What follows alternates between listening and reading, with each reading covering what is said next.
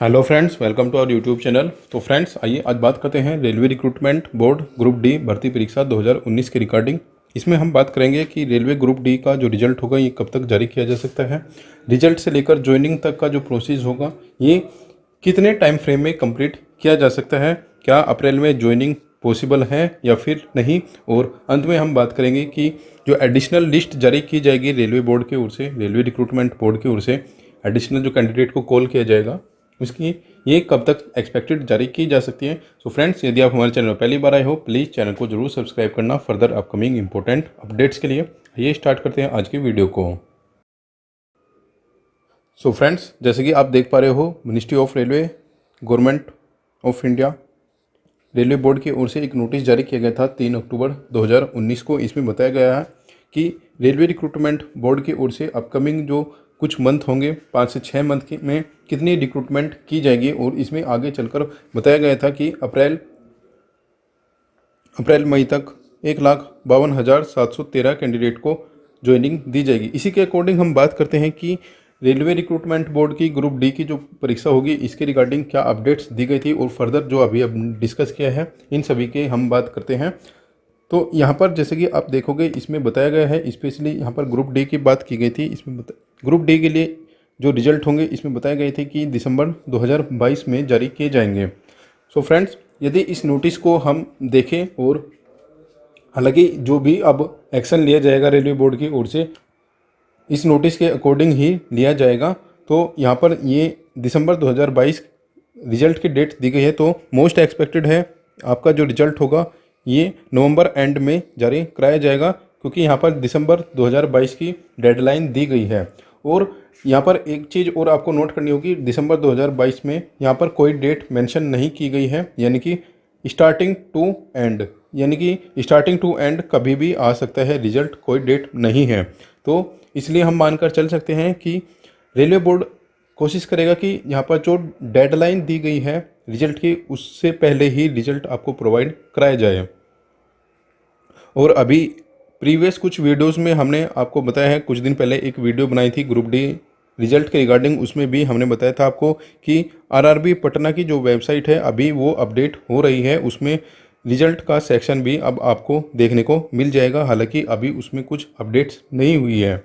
So most expected है कि जो रिजल्ट होगा ये 21 से 28 के बीच में ही आपको देखने को मिल सकता है। 21 से 28 नवंबर के बीच में ही आपको देखने को मिल सकता है। आइए अब बात करते हैं, यदि हम मान कर चलते हैं कि 21 से 28 यानी कि नवंबर लास्ट वीक में ये रिजल्ट जारी करा दिया गया है, तो आगे की जो प्रोसेस होगी पीईटी, मेडिकल या फिर आगे फर्दर ज्वाइनिंग और एडिशनल लिस्ट, ये कब तक जारी की जा सकती है। देखिए 28 यानी कि आप मान के चलिए कि 30 नवंबर तक ये रिजल्ट जारी करा दिया गया, ठीक है। 30 नवंबर तक ये रिजल्ट जारी होने के बाद आपको 20 से 25 दिन पीईटी के लिए दिए जाएंगे। तो हार्डली जो हमारा पीईटी होगा ग्रुप डी के लिए ये दिसंबर 20 के बाद ही स्टार्ट होगा, ठीक है। 20 दिसंबर के बाद पीईटी स्टार्ट होगा, और पीईटी के लिए नोटिस के अकॉर्डिंग बताया गया है कि 4000 कैंडिडेट का एक दिन में पीईटी कंडक्ट कराया जाएगा। इस प्रकार एक्सपेक्टेड, यदि हम देखिए अभी हमें दिल्ली बोर्ड की वैकेंसीज का अभी कंफर्मेशन थोड़ा याद नहीं आ रहा है कितनी है, अप्रोक्सीमेट हम 13,000 इसको मानकर चलते हैं कि 13,000 वैकेंसीज दिल्ली बोर्ड में हैं, यानी कि एनआर में हैं। और इसके अकॉर्डिंग 3 गुना कैंडिडेट को लिया जाएगा, यानी कि 39,000 कैंडिडेट जो होंगे वो पीईटी में पास करेंगे। इस प्रकार यदि हम 4000 के अकॉर्डिंग डाटा लेके चले 4000 पर डे, तो यहाँ पर लगभग 9.75 के अप्रोक्स आ जाएगा। और इस प्रकार हम कह सकते हैं कि दिल्ली बोर्ड जिसमें सबसे ज़्यादा नंबर ऑफ़ कैंडिडेट्स होंगे वहाँ पर हम मान के चलते हैं कि 10 दिन तक पीईटी कंडक्ट कराया गया। देखिए फ्रेंड्स, ये नंबर ऑफ़ कैंडिडेट्स और नंबर ऑफ़ डेज पीईटी के ये वेरी करेंगे बोर्ड टू बोर्ड। किसी बोर्ड में नंबर ऑफ़ कैंडिडेट्स ज़्यादा होंगे, किसी बोर्ड में नंबर ऑफ़ कैंडिडेट्स कम होंगे। तो इस प्रकार हम कह सकते हैं कि मैक्सिमम 15 दिन पीईटी के हो जाएंगे, ठीक है। 15 दिन तक ये पीईटी जो होगा ये कंप्लीट हो जाएगा, यानी कि पीईटी का जो मैटर है ये सभी बोर्ड में विद इन 15 डेज कंप्लीट करा लिया जाएगा। 20 दिसंबर से हम मानते हैं कि 20 दिसंबर के बाद ही पीईटी स्टार्ट होगा। अभी हम डिस्कस कर चुके हैं उस चीज़ को, और उसके बाद 15 दिन यहाँ पर मानते हैं कि मान के चलिए कि लगभग 10 से 15 जनवरी तक पीईटी जो है ये कंप्लीट करा लिए जाएंगे सभी बोर्ड के पीईटी। और पीईटी कंप्लीट होने के बाद जो रिजल्ट होगा मेडिकल के लिए और डीवी के लिए, ये विद इन आपको 10 to 20 डेज में ही आपको देखने को मिल जाएगा। जो वेरियस आरआरबीज हैं, आरआरसीज सॉरी, जो आगे की जो फर्दर प्रोसेस होगी, आपको यहाँ पर ये भी चीज़ ध्यान रखनी होगी। अब आगे की जो फर्दर प्रोसेस होगी वो आरआरसीज की वेबसाइट पर होगी। हालांकि जो रिजल्ट होगा वो अभी आरआरबी की वेबसाइट पर पब्लिश किया जाएगा। मान के चलिए कि जनवरी 15 तक ये कंप्लीट होगी, और हार्डली ये मैक्सिमम 20 जनवरी तक जाएगा। ठीक है, 20 जनवरी तक ये सब हो गया।